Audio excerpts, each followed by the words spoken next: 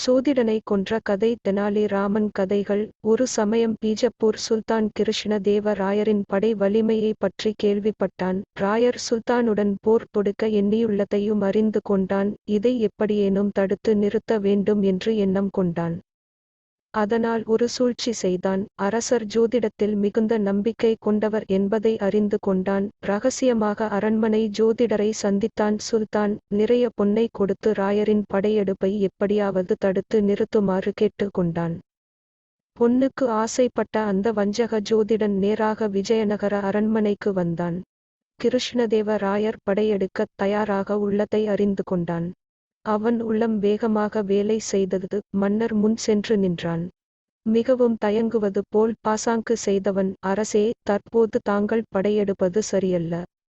ஏனெனில் தங்களின் கிரகநிலை தற்போது சரியில்லை. எனவே படையெடுப்பில் தற்போது இறங்க வேண்டாம் என்று கூறினான். மந்திரி பிரதானிகளும் அதையே கூறினர். அவர்களும் மன்னரின் உயிரை பெரிதென மதித்தனர். அரசியரும் மன்னரை யுத்தத்திற்கு போக வேண்டாம் எனத் தடுத்தனர். அரசரும் யோசித்தார். தெனாலிராமன் இவற்றையெல்லாம் கவனித்த வண்ணம் இருந்தான். அவனுக்கு ஜோதிடன் மேல் சந்தேகம் ஏற்பட்டது. எனவே மன்னனிடம், அரசே, நீங்கள் ஏன் தயங்குகிறீர்கள்? ஜோதிடன் சொன்ன பலன்கள் எல்லாம் நடந்து விடுகின்றனவா என்ன என்று தைரியம் சொன்னான்.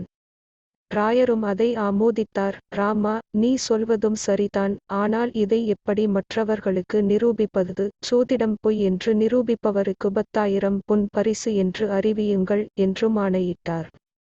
தெனாலிராமனுக்கு மிக்க மகிழ்ச்சி. அரசே, நானே இதை நிரூபிக்கிறேன். ஆனால் அந்த சோதிடனுக்கு தண்டனை தருகின்ற உரிமையையும் எனக்குத் தர வேண்டும் என்று கேட்டுக்கொண்டான். மன்னரும் இதை ஒப்புக்கொண்டார். மறுநாள் சபா மண்டபத்தில் சோதிடனும் தெனாலிராமனும் எதிரெதிரே அமர்ந்திருந்தனர். ராமன் சோதிடரை கூர்ந்து கவனித்தான். அவர் மேல் அவனுக்குச் சந்தேகம் உண்டாயிற்று. அவன், சோதிடரே, நீர் கூறும் சோதிடம் தவறாமல் பலிக்குமல்லவா என்றான் மெதுவாக.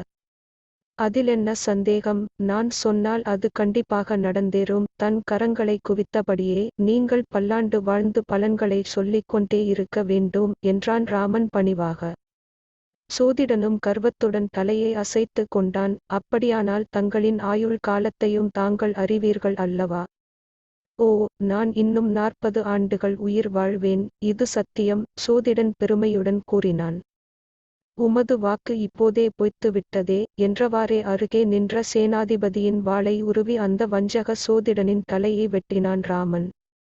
அனைவரின் திகைப்பையும் நீக்கிய ராமன் அந்த சோதிடனின் சுவடிக்கட்டை பிரித்து காட்டினான். அதனுள் பிஜாப்பூர் சுல்தான் சோதிடனுக்கு அனுப்பிய கடிதங்கள் இருக்க கண்டான். அந்த சோதிடன் பீஜப்பூர் சுல்தானின் கைக்கூலி என்று அறிந்து அவனுக்கு தண்டனை அளித்ததற்காக ராமனை பாராட்டினார். தன் வாக்குப்படியே 10,000 பொற்காசுகளையும் அளித்து மகிழ்ந்தார். அதன்பின் தன் எண்ணப்படியே பீஜப்பூரையும் குர்பாகானையும் வெற்றி கொண்டார் கிருஷ்ணதேவராயர்.